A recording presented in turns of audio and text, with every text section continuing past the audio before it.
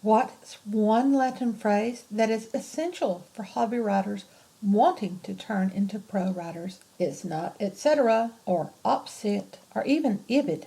Note bene comes close, but that means note well. You sometimes see it as NB. This Latin phrase is for those who write fiction and non-fiction. Leo Tolstoy, that famous Russian writer, is the first pro writer that I heard espouse it. Since then, I've seen over a dozen writers claim this phrase leads to success. What is it? Nulla Dies Sine Linea.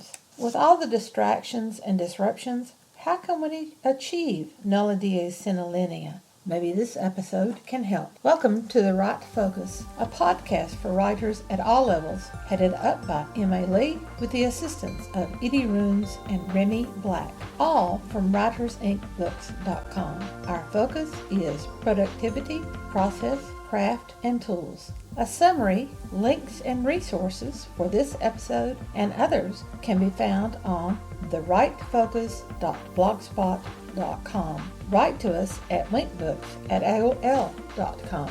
Our podcast episodes at aol.com.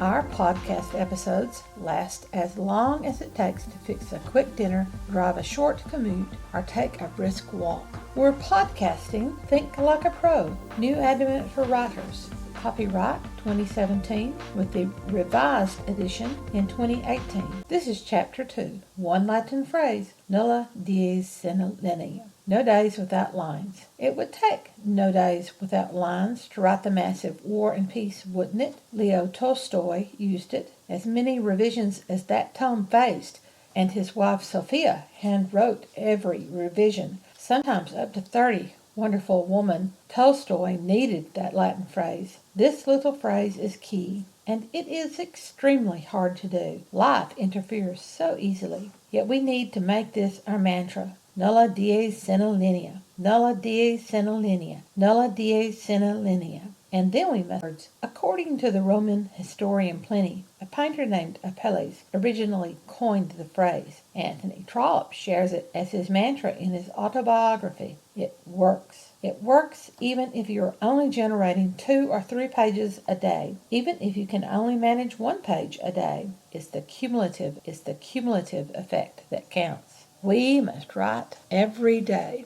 That needs to be a shout. Write every day. We don't need to accept any excuses. This is a profession. Treat it like one. We go to the 9 to 5 grind every day. Therefore, we need to write every day. Nulla dies sine linea. Nulla dies sine linea. Look, we have to treat writing like the job it is. It's not our hobby. We let other people think it's our hobby. After all, we're at home. Look at the ways we let them interrupt us. They say, you can watch the kids for a little while, but that's the little while that we worked all week to get to. When we refuse to go on an outing, like the movies or shopping, they say, how selfish you've become. You don't even want to go out with family and friends. Or they say, we can sit and talk and watch TV together. You're not doing anything anyway, are you? No other profession is so easily interrupted and so hard to pick up. We've carved them out. We must use them. Some writers, the ones who've made megabucks, rent office space. They go to their offices to write. If they didn't, all the little tugs on their sleeves just for this little bit will mean that they get nothing accomplished. Some writers work early in the morning, before the family comes out of bed. They can pursue an hour or 2 of good, fresh word spillage. Nulla dies sine linea, which means put pen to paper. Having the smallest daily flow of creative energy fires up even more creative energy. Choke it, stifle it, and our world darkens. As Aeneas Nin said, we write to expand our world when we feel strangled, or constricted, or lonely. We write as the bird sings, as the primitives dance the ritual. If you do not breathe through writing, if you do not cry out in writing or sing in writing, then don't write, because our culture has no use for it. When I don't write, I feel my world shrinking. I feel I am in prison. I feel I lose my fire and my color. This comes from her essays entitled In Favor of the Sensitive Man. We have to remember, no days without lines. Nulla Dies Sine Linea. Sometime we do want massive blocks of time, yet few people get what they want. An hour here, 30 minutes there, 15 here. Our goal is to have every increment count, no matter how small. Plan to write and write to the plan. The lesson of Chapter 1, Deadlines, is just as important when we begin work plan. We have the amount of writing we want to accomplish. We have the time we need to spend. Now we need to use it. Deadlines help us reach our goals. We plan our goal. Brownies, racing, church service. Then we listen for the ding of the oven that lets us know the brownies are ready, or we look for the checkered flag at the finish line of the Brickyard 500. We bow our heads for the benediction at the end of a service, and some people have their hearts already out the door. We aim for the deadlines and drive until the end. Our reward, besides chocolatey goodness, is the completed project in our hands, along with the knowledge that we can send that project into the world. All that measuring, all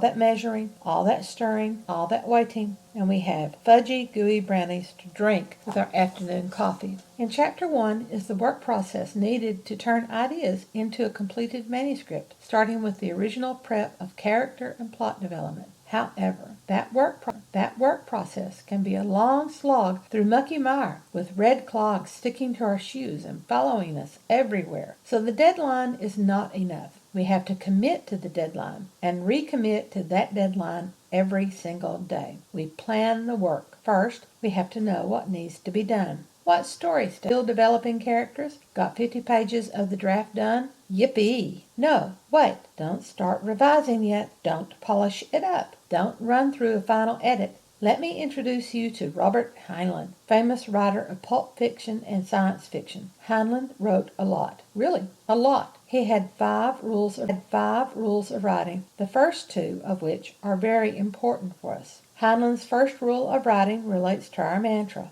He speaks all of his rules with the sonorous weight of the writer who has struggled and knows what leads to achievement. Rule number 1, you must write. Rule number 2, finish what you start. In other words, write every day. Nulla Dies Sine Linea. Focus your writing on the section of the work that you need to complete, and complete that section before you move on to the next focus. Yes, we can squeeze in a little work here and there. 15 minutes waiting at the doctor's office, 30 minutes waiting to pick up someone. Blessed hour of silence when the words pour out. We have to use that time to achieve our goals. Work the plan to have every increment count. We first admit that writing anything is a multi-step process, and we writers are multitasking throughout in our heads every time we sit down to write a scene. Sketching is the first step, the white-hot creative flow. A largish block of time is needed. The first step of any project is the creative preliminary look, the sketch. This is the sparked idea, the one that excites us, the glimmer of the final project that we see shining at the top of a great pyramid. The final project may not look anything like our glittering, wondrous spark, or it may. This is the starting point. Let the ideas pour out. Ignore every language rule you ever learned. Ignore spelling and capitalization, anything that anyone has ever said about writing novels. Then, when you sit back with a sigh and say, yes,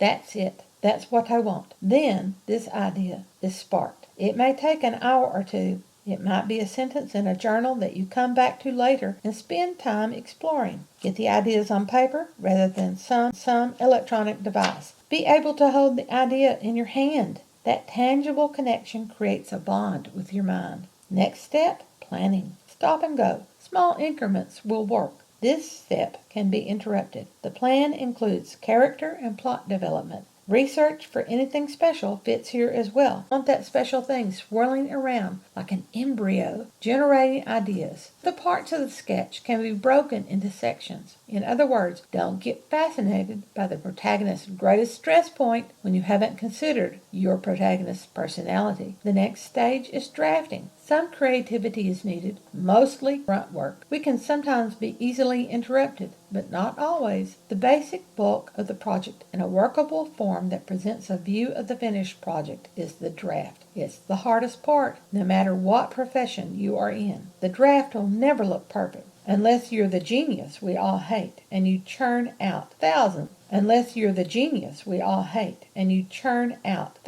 of perfect words every day. The draft has flaws. Let it bask in those flaws. Remember, we're writers. Writers write and rewrite. The draft, though, is the very thing that most wannabe writers never complete. It's the important. Once it's finished, it can be improved. Much like the sketch, when you're drafting, don't worry about your English teachers and professors. Ignore them. Toss them out the window. Get that story on paper, then print it out. Hug the draft to you. It's your child, birthed by you through much labor. Give it love. Give it love, because in just a little bit, you'll have to give it tough love. That's the revision step. It demands creative flow. We need the largest block of time without interruptions. This is where everything becomes better. Now that your manuscript has had its love, time to give it some discipline. Revising means that you have, adding new ones, gutting the useless ones, and enhancing everything that stays. You are tweaking descriptions and sequences. You are checking the flow of scenes and sequels. You are adding little twists of characters. You're tucking in clues and foreshadowing. And you're playing with the language without creating sacred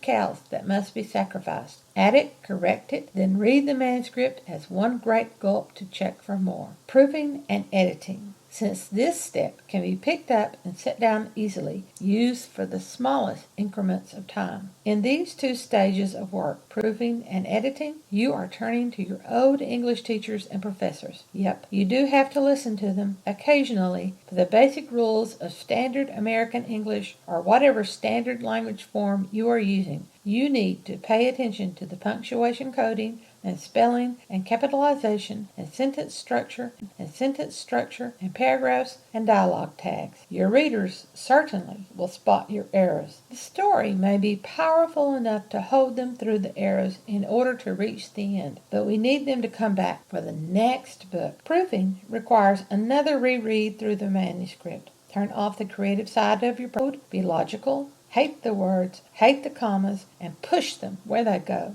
All so that your readers will love the story as much as you do. In proofing and editing, we make certain that readers are not distracted by grammars and typos so that they will buy the next book. Plan the work to work the plan. If we plan our work, we can work our plan. We become more efficient when we know ways to use every increment from the large blocks to the smallest segments. Planning is not a calendar, but a plan needs a calendar. How is it not a calendar? A plan means that you're working on a project. Break the project into what makes a book. Think about all those parts. Have different eyes looking at the writing plan. Sketching. 1. The idea. 2. The theme or tagline.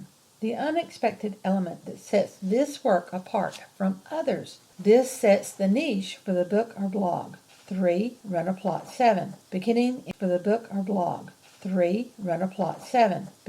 in 2 steps, end in 2 steps, the middle 3 steps that take the writing from beginning to end, and shuffle those 7 into order. Planning. 1. Develop your characters. 2. Find your settings and special elements. 3. Connect the plot 7 to a particular plot method.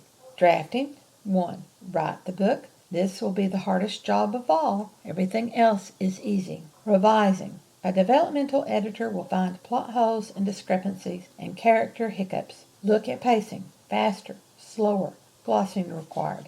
Show, don't tell. Revise again. And editing. A line editor will help with word usage, grammar usage mechanics, and other ticky little problems that people notice the most. How do these divisions fit onto a calendar? The calendar won't dictate your writing world until you see the average speed at which you work, the number of words per day, the number of words needed to finish the book, everything turned into a math equation. The calendar's sole purpose is to keep you focused. It knows what you should be doing and what's next and next and next. Use that calendar. First, plan this week. Plan for 6 days of the week. You should have no more than 3 projects to work on. The primary project, a secondary project, should be something that needs finishing off and which can be interrupted. The third project is something to give your creative brain a little respite from the primary project. Stay on track through the week. Don't stress if you get behind. Plan a make-up or shift something to the next week. If you get ahead, don't over-plan for the week.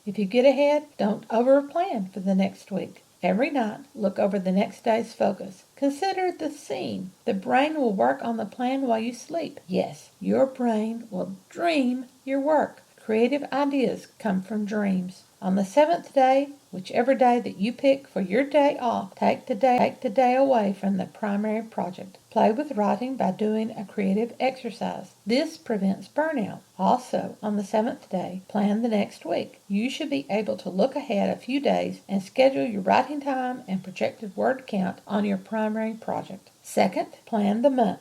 On the last seventh day of the month, look ahead to the next month. Determine your primary project focus. Be realistic. Don't overextend. Add in required days off.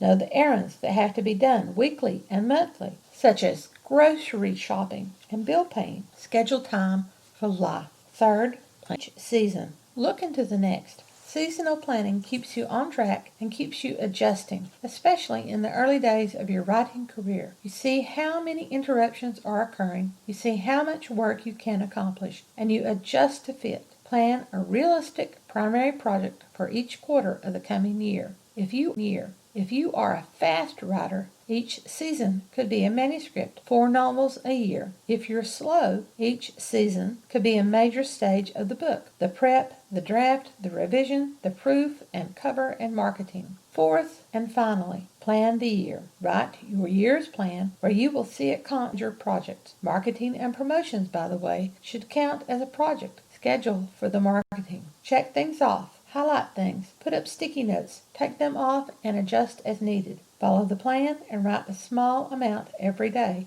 Remember, Nulla Dies Sine Linea, no days without lines. A plan creates magic. Let's do math. Most manuscript pages should follow standard size. That's a letter-size page with 1-inch margins, written in Times New Roman. Yes, I know it's ugly. Font size 12. The average number of words on a single page set up for standard is 250. 250 words. Standard is 250. 250 words times 5 pages equals 1,250. Can you write 5 pages a day for 4 days a week? That's 5,000 words. 5,000 words over 10 weeks is 50,000 words. That's a novel. It's not an epic, but it is or under 8,000 words. A novelette is about 8,000 to 18,000. A novella runs from 18,000 to 40,000 words. A novel starts at 40,000. It once was a fact that different genres required different lengths. In this day of self-publishing, the hard and fast genre length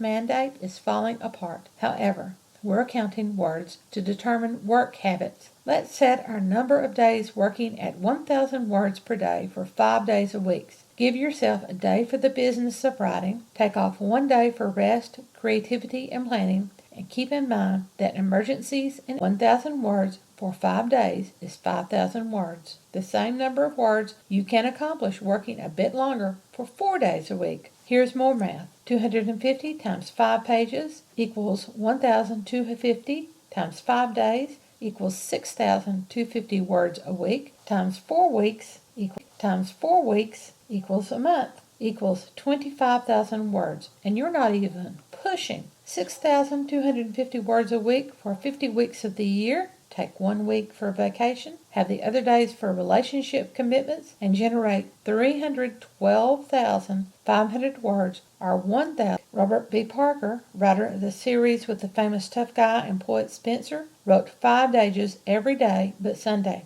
In a year, that's 1,565 pages or 391,250 words at about 250 words per page. Admittedly, many of those 50 words per page. Admittedly, many of those pages are likely revisions of other pages, and some of those pages have to be gutted and reworked, but still, drips and drips will fill a bucket. Word by word, that's how novels and blogs are written. Watch the miracle occur. Wisely using small increments will miraculously generate more work. Even more miraculously, larger increments of time will show up in our busy schedules. So, Nulla Dies Sine Linea, no days without lines, shows us the power of increments. Set a realistic, achievable daily increment. 1,500 words, 1,500, 250 words, even 100 words will help us achieve a goal. On many, many days, we will far surpass that goal. On many, many days, we will struggle to achieve the bare minimum.